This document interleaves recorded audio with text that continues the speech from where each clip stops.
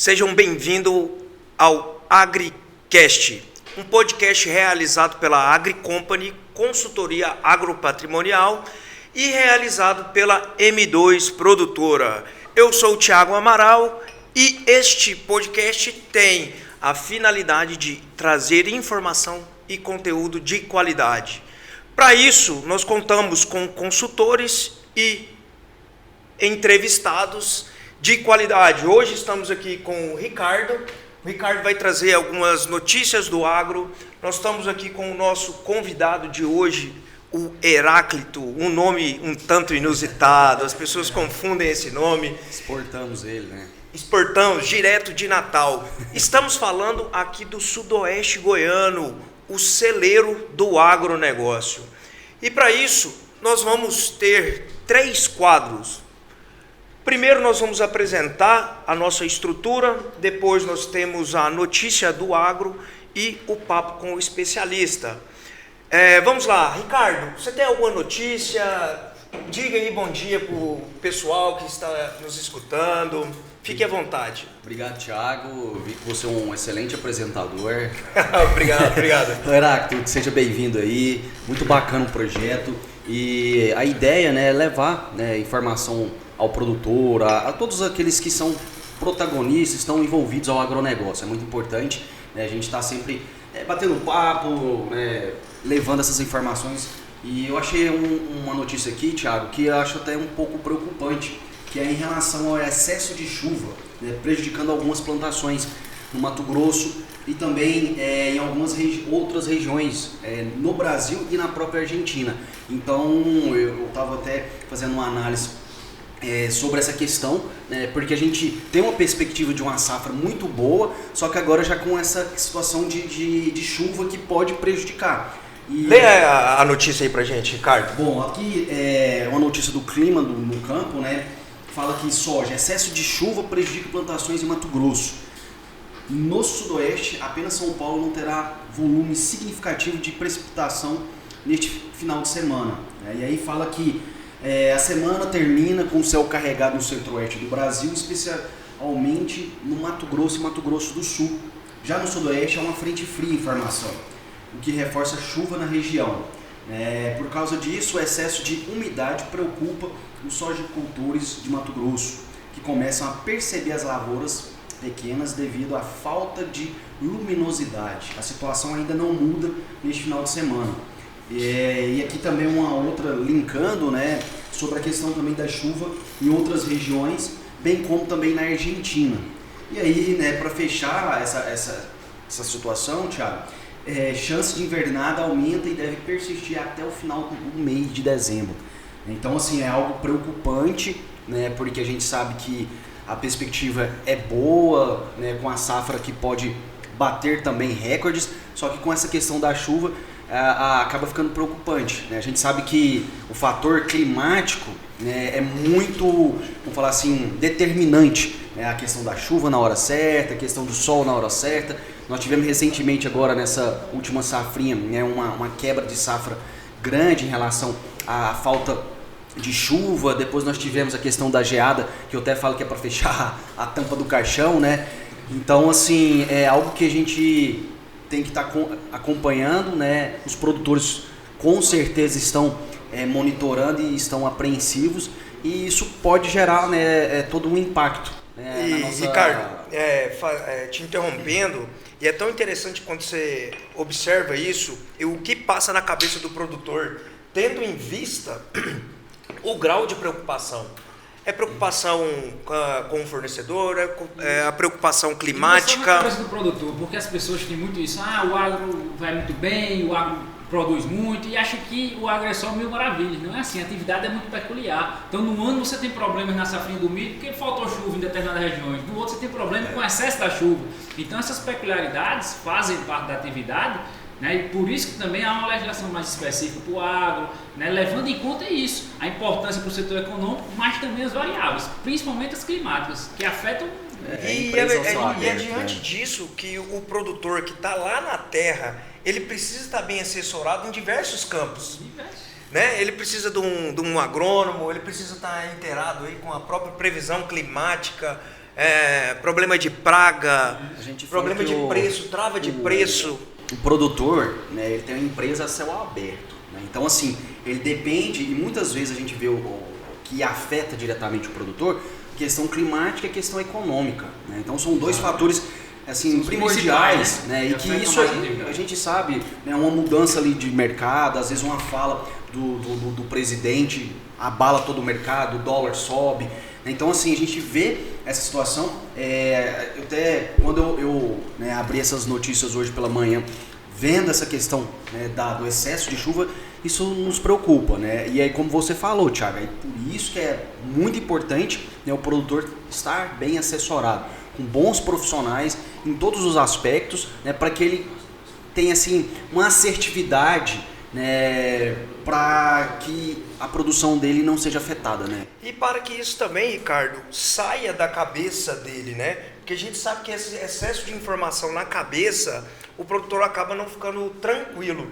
Quando ele confia, né, nos profissionais, ele consegue entregar, ele consegue até dar uma relaxada e uma certeza, hoje né? em dia, a importância do agro para a economia e, digamos assim, o agigantamento da atividade fez com que a coisa não possa mais ser levada de uma forma, digamos assim, amadora. Tem que ser profissionalizada. Antigamente, né, era... Você tem que ter uma assessoria agronômica com muita capacidade, você tem que ter uma equipe por trás. Não pode ser só o cara lá tomando conta da produção e não se preocupando com os outros detalhes. Pode não ser ele o responsável, mas ele tem que ter uma equipe por trás assessorando ele bem. E diante desse crescimento, né, e essa importância no PIB que o agronegócio vem fazendo, ele é a bola da vez. Todo mundo está olhando para ele, a Receita Federal, o Fisco, o Ministério Público do Trabalho. O Ministério da Fazenda querendo cobrar mais imposto, tá todo mundo olhando. Acho que o produtor está com dinheiro no bolso, né? E o momento é de muita incerteza. São reformas tributárias, são reformas trabalhistas, são reformas que vai e não vem.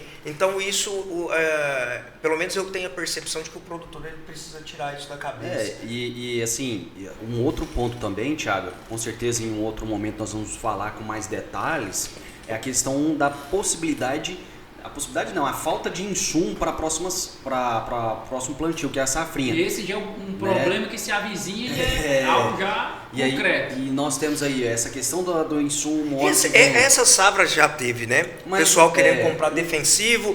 Não vou entregar. Afetado, né? Não, mas teve muita empresa, Ricardo, que não entregou, fechou o contrato e não conseguiu. É muito interessante porque assim, as pessoas que estão de fora da atividade não têm noção das dificuldades que também se enfrentam no setor. Por exemplo, a soja foi muito bem, houve um aumento e tal. Mas nesse setor todos nós sabemos que muitos dos produtores fazem aquele contrato futuro, né? Então o cara vendeu a soja ano passado, a soja foi galopante, foi para 160, chegou a 160, 160 e pouco, quer dizer, e teve que entregar em 2021 pelo preço antigo, porque tinha fechado o contrato. E teve as quebras de contrato. Isso, sob pena de uma multa gigantesca que ele faz sobre isso. Aí agora nós temos o inverso, nós estamos tendo produtores que já compraram insumos antecipadamente e agora os fornecedores estão rescindindo contrato, negando contrato para não entregar. O produtor teve que entregar mais barato para cumprir o contrato, senão estava sendo penalizado judicialmente, e agora as fornecedoras de insumos estão negando o contrato e não estão pagando a mesma multa, quer dizer, eles querem simplesmente não entregar e deixar o produtor na mão. E é tão interessante, disso, essa semana eu estava conversando com um proprietário de revenda de insumos, e ele falou, rapaz, tem uma situação que a gente tem observado que essas empresas estão, inclusive, até segurando, às vezes, os produtos para o quê? Para manter o preço. Então, olha para você ver tanto que... E aí aquele negócio. O produtor é obrigado a entregar mais barato, mesmo tendo fechado anteriormente, sob pena de multa, e os fornecedores de insumo, não. Né? É aquela velha questão da oferta e demanda. Você tem muita demanda, você segura, você sabe que o preço vai subir. Olha o que a gente está vivendo com a própria questão dos veículos, o carro, tanto que o carro subiu. Isso é delicado, porque os produtores são uma cadeia que vai influenciar em tudo, influencia na própria economia, além internacional, nacional, o aumento da inflação, porque se aumenta o custo da produção, aumenta o custo do alimento, aumenta o custo de tudo. Meus amigos, vê que o papo flui e é muita situação, são muitas variáveis. Heráclito, você me disse aqui em off que você tem uma notícia importante. Conte aí para nós. Falando de notícias, né? Ainda estamos na parte da notícia. Essa semana teve uma notícia muito bacana, né? Porque foi a primeira vez que uma reportagem de um canal de TV nacional conseguiu... Pode citar o nome, cita o nome no canal de TV. Globo conseguiu um feito inédito, né? A sua repórter conseguiu flagrar uma plantação que estava tão bem irrigada, mas tão bem irrigada, que a soja ao final virou milho. Entendeu? Então a filmagem lá relatava a plantação de soja depois da irrigação, mas na verdade estava no milharal. E aí, a gente puxando esse gancho, mostra também a importância de você saber do que você está falando, né? E isso em tudo. Você vai pegar uma assessoria agronômica que não tem experiência de mercado, vai pegar uma assessoria jurídica que não tem experiência no agro, o cara vai estar falando na teoria, ele não conhece na prática. Igual a repórter lá, na prática causou essa gafe, entendeu? Então você tem que entender do que você está falando para falar com propriedade. Os anúncios do YouTube, seja um milionário, o cara não ganhou um milhão e está ensinando o cara a ganhar não sabe ainda, né? Não, é o que a gente sempre fala, muitas vezes vem aquele consultor, né? O personal trainer gordo. Né? E você vê assim, tem muitos consultores que falam, eu sou o consultor do agro e tal. E é uma situação dessa, o cara não sabe, né, distinguir o que é um pé de soja com um pé de milho. E isso é muito sério. A gente estava falando há pouco que o produtor tem que estar bem assessorado. Ricardo, isso me dá um insight também de pensar como que funciona a questão da própria legislação, né? Você entra lá no Congresso, as pessoas estão lá formando leis, só que não sabem o que é o campo. Claro. Se você confunde um boi com uma galinha. Os pontos positivos, os pontos negativos, a real necessidade da área. Então, qualquer assunto que seja, se eu for discutir sobre a educação, para eu discutir com propriedade, eu tenho que buscar conhecimento, entender, ir lá, visitar, ter alguma noção. Se eu for discutir sobre segurança, a mesma coisa. Eu vou discutir sobre o agro sem ter a mínima noção daquilo. A importância de fazer uma consulta pública, né? Fazer uma comissão, chamar as entidades e realmente levar a sério, porque quem sofre é a ponta. Claro, eu estava conversando com um juiz e ele está fazendo agora um mestrado em agronegócio. E a gente estava falando assim, quantos juízes hoje que lidam com demandas, né, voltadas ao agro, se não tem noção. E aí ele está até falando, nossa, se a gente for fazer uma comissão dentro de um tribunal do agro, eu acredito que vai ter 1 ou 2 juízes. Então olha tanto que isso impacta diretamente ao setor. Ricardo, recentemente, em 2015, houve uma alteração da legislação do motorista. O motorista, ele pega o grão aqui, ele vai descarregar no Porto de Santos. E aí, em 2015, inverteu o ônus e falou assim, o empregador ele precisa controlar a hora de trabalho desse cara, para controlar a hora extra e tudo mais. O que isso afeta? O cara não conhece realmente como que é a vida desse caminhoneiro. O caminhoneiro sai daqui, que horas que ele vai parar para almoçar? E se ele estiver colocando uma lona no caminhão, ele está trabalhando? Então a gente não tem só o tacógrafo para medir. E isso agora é ônus do empregador controlar. E se o cara chega lá no Porto de Santos, ele tem uma fila imensa. Ele está lá parado, ele está trabalhando, se ele está tirando um cochilo, e isso ficou nas costas do empregador. Teve muitas demandas na Justiça do Trabalho, pedindo horas extras, e quando a gente pega um caminhoneiro, ele tem uma remuneração considerável, e as horas extras eram no mínimo de 50%. É um valor vultuoso e que quebrou algumas transportadoras. Para você ver a importância disso, nós já temos experiência já de mais de 13 anos na área jurídica e contratos e tudo, mas eu sou original de Natal, Rio Grande do Norte. Que terra boa, hein? E para quem não sabe, em setembro eu tive a oportunidade, Ricardo, de ir para Natal.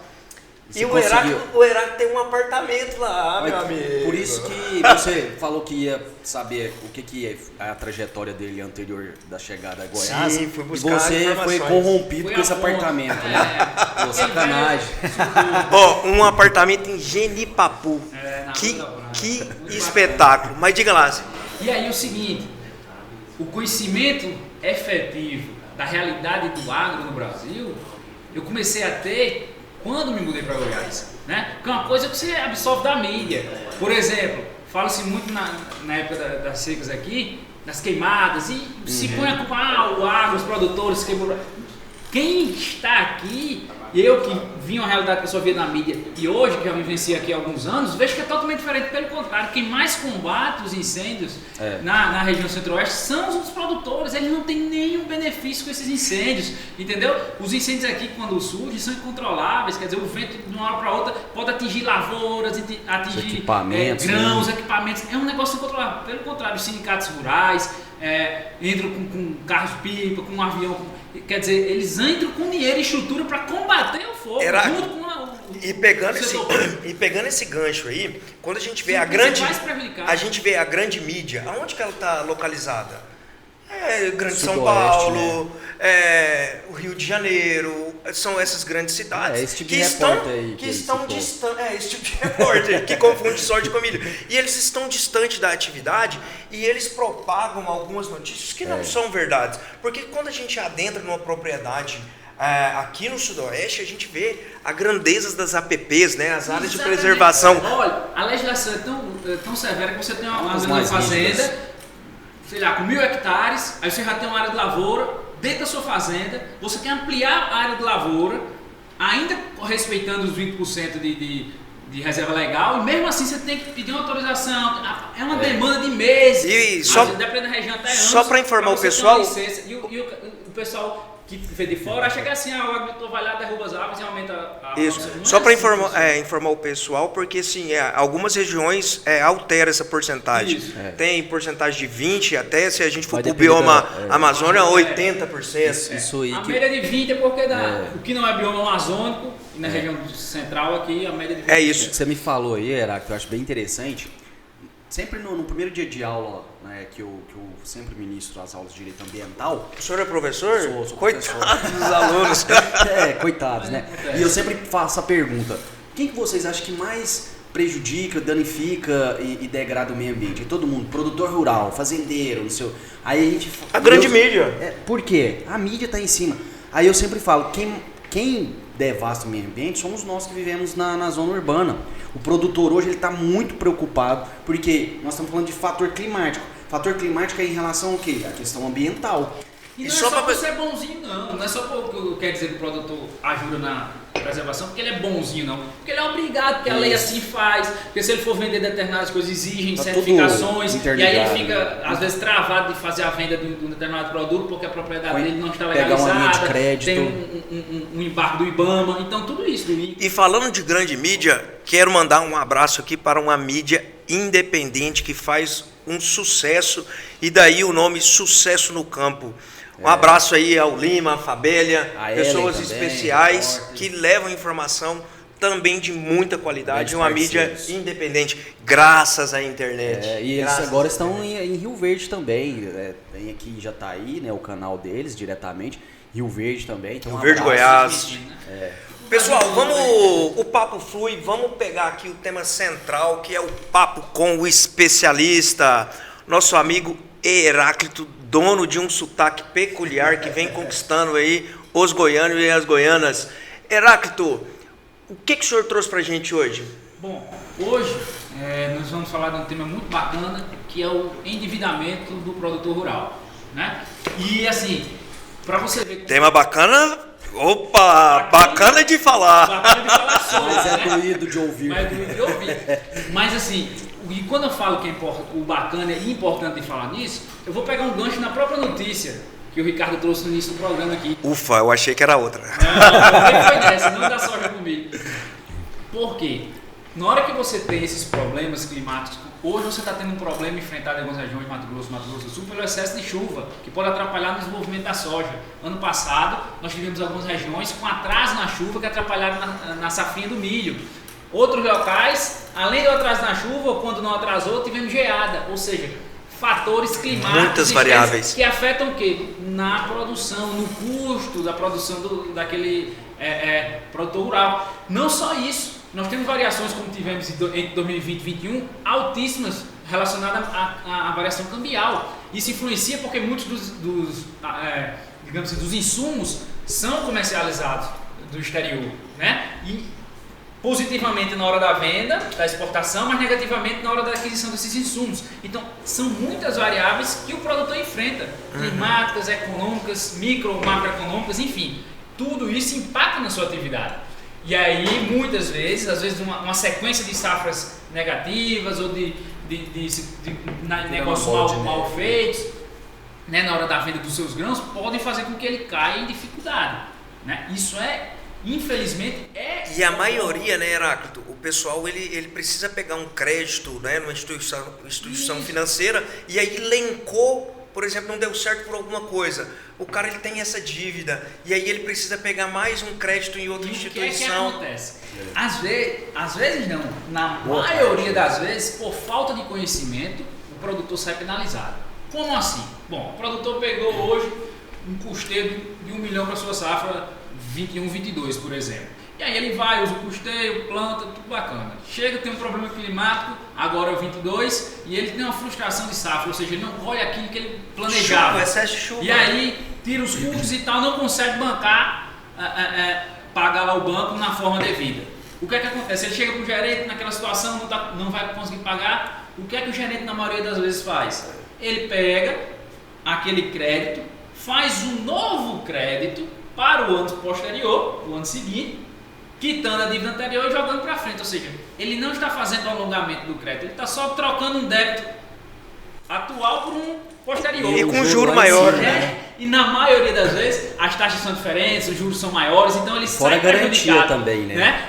O banco às vezes pega uma garantia que não existia antes para fazer essa operação e o cara sai dali aliviado porque não está devendo de imediato, mas ele aumentou significativamente sua dívida. Heráclito, e nesse caso desse endividamento, a gente vê que não é por desleixo do produtor, a gente sabe que aí a produção ela tem um risco muito acentuado, várias variáveis, mas diante, o produtor ele falou, cara, eu estou com uma dívida, né? Talvez nem é uma dívida perigosa, mas ele está devendo.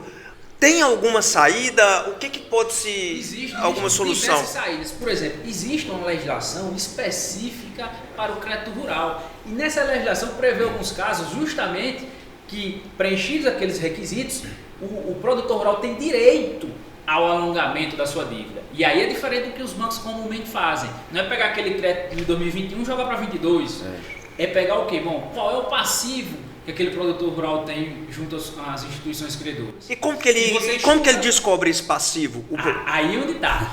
O difícil é chegar nisso. Né? Por isso a importância de você, se você precisa de uma assessoria boa agronômica para plantar bem, colher bem, você precisa também de assessoria financeira, administrativa por trás para poder lhe dar esses números, esse parâmetro. Você tem noção, às vezes você nem tem o conhecimento da sua verdadeira realidade, entendeu? Então você precisa buscar uma assessoria que conheça do negócio, que vai estudar a fundo para dizer, ó, tá aqui, essa é a sua capacidade de produção, aqui é a sua capacidade de faturamento nos próximos 3, 4, 5 anos e aqui é a margem que você tem de lucro ou para pagar credor. Então, é muito específico. Não é uma planilha qualquer que não sabe. É muito específico. Você tem que detalhar isso. Então, bom, eu produzo 10 milhões ano.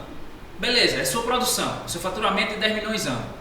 Um exemplo. Desses 10 milhões, quanto efetivamente você teve de custo? Quanto efetivamente sobrou para ser lucro ou pagar os credores, bancos? Então, você acha a capacidade de pagamento? É, a capacidade de pagamento que você tem. E aí tem que ser feito um estudo disso e apontar para o banco. Ó, eu estou produzindo 10, 15, 20 milhões por ano, só que eu tenho parcelas a vencer de 2, 3, quando eu tiro todos os meus custos, não dá para o adimplênio nesse ano só. Então eu preciso reescalonar essa dívida. Como assim? A parcela que eu tinha hoje, os meus débitos que eu tinha em 21, eu preciso alongar isso por 2, 3, 5, 10 anos. E isso sempre em contato com a instituição financeira? Porque na hora que você faz essa proposta, você tem que ter em mente o que os bancos não fazem quando alongam para o ano seguinte. Justo. Porque na hora que eu só jogo de um ano para o outro, eu tenho que lembrar que ele vai ter uma outra safra, ele vai ter que custear novamente a safra atual e pagar a anterior. Então não dá. Se uma safra eu não conseguir pagar uma dívida, você imagina com a safra seguinte eu pagar de 2 anos seguidos. Então vira uma bola de neve, vai jogando para frente, até que vem outra quebra de safra que você não consiga pagar nem a atual nem a posterior. Se ele tiver bem em garantia, ele pode até perder os próprios bens. Pode até perder os bens, pode correr o risco de perder sua fazenda. Então o ideal teve um débito, procura uma assessoria especializada, faz esse levantamento, busca conhecer uma coisa que você acha, outra que você tem números efetivos, minha capacidade de pagamento é isso, eu tenho disponível por ano para pagar 3 milhões por ano, é o que eu tenho disponível? Nos próximos 3, 4, 5 anos, eu tenho 5 de parcela, não dá para pagar com 3 milhões, então apresenta um plano estruturado à instituição financeira que vai entender e vai dizer, não, ele não consegue me pagar isso em 1 ou 2 anos, mas se eu der aqui um prazo de 5 anos, alongando isso aqui, facilitando, ele vai conseguir pagar. E com isso, com esse estudo, a instituição financeira, ela fica, se você tem uma imagem, né, com a instituição positiva, com a instituição financeira.